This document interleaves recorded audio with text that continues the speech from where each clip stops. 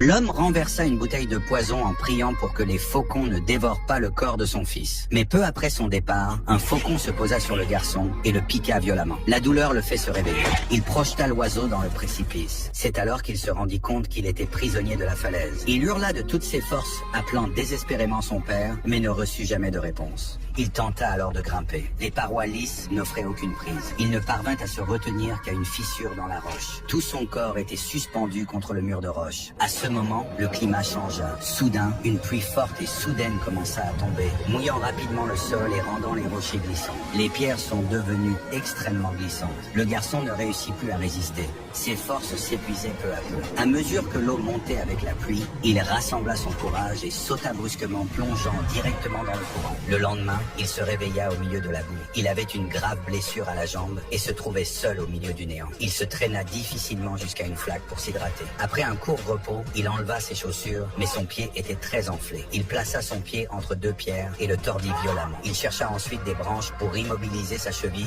improvisant une attelle rudimentaire. Il marcha douloureusement pendant longtemps. Finalement, il atteignit le sommet de la falaise. Là, il découvrit sa propre pierre funéraire. Le jour où il était tombé dans le gouffre, toute sa tribu avait cru à sa mort et il apprit que son père était parti. Effondré, il tomba au sol sans force. Soudain, des hurlements de loups retentirent. Une meute s'approchait rapidement, l'obligeant à reculer. Les loups le poursuivaient sans relâche. Il tenta de grimper à un arbre pour se cacher, mais un loup lui mordit la jambe. Il tira alors sa dague et abattit l'animal. La crise se calma momentanément. Cependant, les loups continuaient à rôder autour de l'arbre pendant toute la nuit. S'il commet la moindre erreur et tombe, c'est la fin pour lui.